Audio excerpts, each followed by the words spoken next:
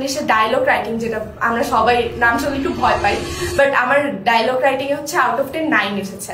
রেজাল্টের জন্য আমি কখনো ইংলিশটা পড়িনি, আমি ইংলিশটা আমার ইমপ্রুভমেন্টের জন্য পড়েছি। ইংলিশটাকে সবসময় অ্যাজ আ ল্যাঙ্গুয়েজ হচ্ছে একসেপ্ট করতাম। ইংলিশে যত বেশি জানা যায় এটার কোনো শেষ নাই, এটার কোনো সিলেবাস থাকবে না আমাদের জন্য। আমি যদি একটা মানে নর্মাল স্টুডেন্ট হই বা আমার লেক্সিক্যাল রিসোর্স যদি ভালো না থাকে, আমি কিন্তু বুঝবো না যে ওখানে কি টপিকটাই কি এক্সপ্লেন করছে। সো সেইটার জন্য আমার লেক্সিক্যাল রিসোর্সটা অনেক ইম্পর্টেন্ট। আমার স্টোরি বুকস পড়ার হ্যাবিট আছে।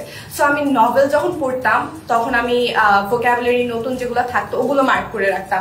ইভেন একাডেমিক্স বইও আমাদের অনেক ভোকাবুলারি থাকে, ওগুলা পড়তাম। অ্যান্ড তারপরে ওই ভোকাবুলারি গুলো শিখে ওইটার জন্য আমার একটা ভালো লেক্সিক্যাল রিসোর্স থাকতো। সো আমি বলবো এটা আমাদের ক্লাসের স্ট্র্যাটেজিসের কারণে আর হচ্ছে আমার বেসটা, এই দুইটা ভালো ছিল দেখি আমার ইংলিশে মার্কটা ভালো এসেছে। অ্যান্ড আমি রাইটিং পার্ট যেগুলো ছিল ওগুলোতে আমার মার্ক সবগুলাতে, এরকম ডায়লগ বলি বা হচ্ছে স্টোরি রাইটিং বলি বা সামারি বলি, সবগুলোতে আমার মার্কস এরকম ভালো ছিল। সো আমার জন্য ইংলিশটা একটু আমি বলবো ইজি ছিল।